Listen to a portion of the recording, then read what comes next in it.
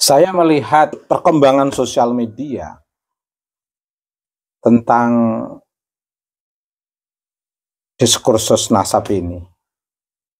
Ternyata banyak yang salah paham, baik dari kalangan habaib maupun dari kalangan muhibbin, atau para YouTuber yang penting targetnya berkomentar saja, tanpa memperdulikan arti penting sebuah pembebasan dan pencerahan.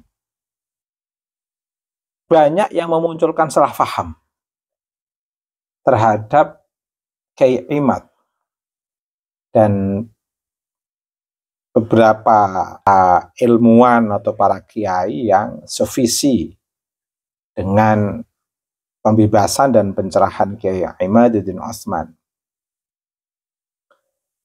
Di mana letak kesalahpahamannya? Letak kesalahpahamannya itu seolah-olah mereka ini berkesimpulan bahwa Kyai Imad itu membenci semua habib,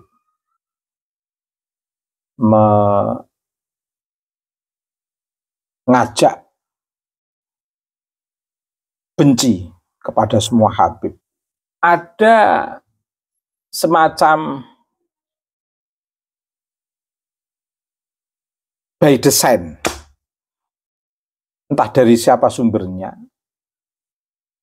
yang memang sengaja mencoba membuat framing, sengaja membuat framing seolah-olah Kyai Imad itu membenci para ulama dari kalangan habaib, sehingga mereka dari kalangan Ba'alwi yang merasa tersinggung ingin menghentikan tesis Kyai Imad melalui kepakaran atau keulamaan sosok-sosok dari klan Ba'alwi, dibenturkan dengan tesis Kyai Imad. Seolah-olah Kyai Imad itu membenci para ulama dari klan Ba'alwi. Untuk apa? Untuk menjadi legitimasi kekuatan nasab Ba'alwi tersambung ke Nabi melalui para ulama atau pakar dari kalangan Ba'alwi. Seolah-olah antara nasab dan keilmuan para ulama dari kalangan Ba'alwi itu saling kait-mengait. Tidak setuju nasab Ba'alwi berarti menolak keulamaan, kepakaran seseorang dari klan Ba'alwi. Jadi kepakaran keulamaan sosok dari klan Ba'alwi ini dijadikan tameng untuk menghentikan tesis Kyai Imad.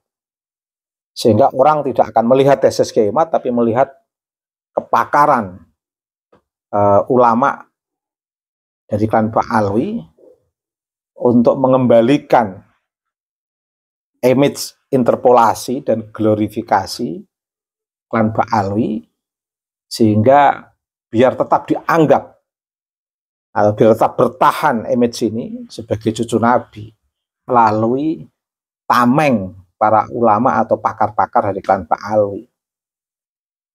Padahal sebenarnya tesis Kyai Imad tidak ada hubungannya dengan kepakaran keulamaan dari klan Ba'alwi. Kalau mereka pakar ulama, ya tetaplah posisi keulamaan dan kepakaran mereka meskipun ada tesis Kyai Imad.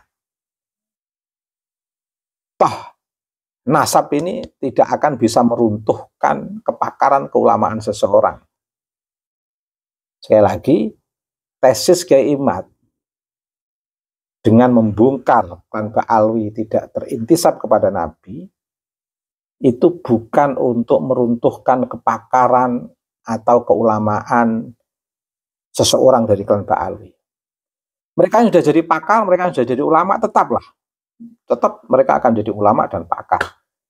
Nggak akan runtuh karena kenasabannya dibongkar oleh Kyai Imad. Nggak akan terpengaruh. Keulamaan, kepakaran tetap. Artinya kalau ada klan Ba'alwi yang menjadi ulama, menjadi pakar, tetap mereka seorang ulama dan pakar. Dan tesis Kiai Ahmad tidak akan bisa meruntuhkan keulamaan dan kepakaran mereka. Tesis Kiai Ahmad hanya membongkar bahwa klan Ba'alwi tidak berintisab kepada Nabi, tanpa meruntuhkan kepakaran dan keulamaan sosok dari klan Ba'alwi. Tapi kan tidak. Kelompok-kelompok dari klan Ba'alwi ini yang ingin memanfaatkan kenasaban yang seolah-olah aman dari riset publik, dari riset para ilmuwan, ini ingin dipertahankan.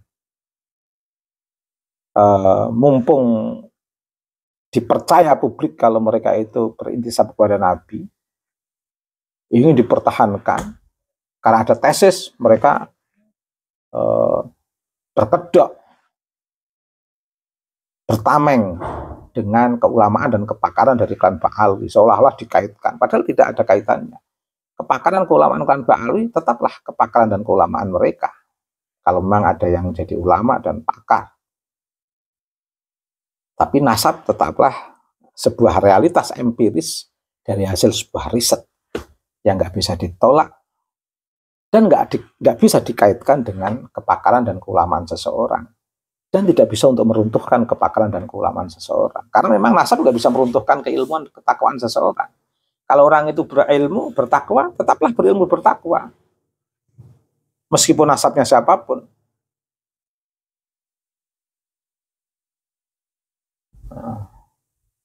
Cuman bedanya kalau seorang ilmuwan dari nasab yang baik akan menghiasi nasabnya yang baik, kalau seorang ulama atau pakar ilmuwan dari latar belakang orang-orang biasa akan mengangkat tinggi derajat latar belakang historis seorang ulama atau pakar yang dari latar belakang keluarga yang biasa.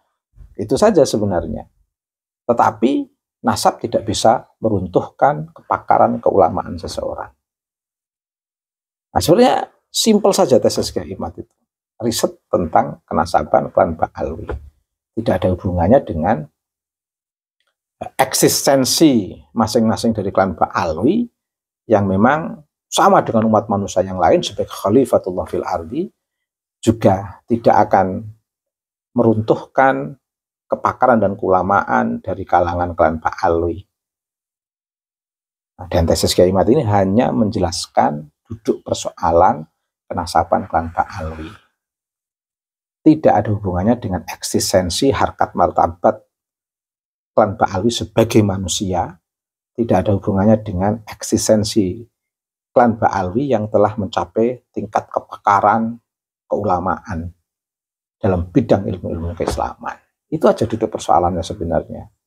Jadi tidak perlu digoreng-goreng, tidak perlu di-framing, tidak perlu dikait-kaitkan yang nggak ada hubungannya, yang nggak terkait. Itu saja, terima kasih, semoga bermanfaat.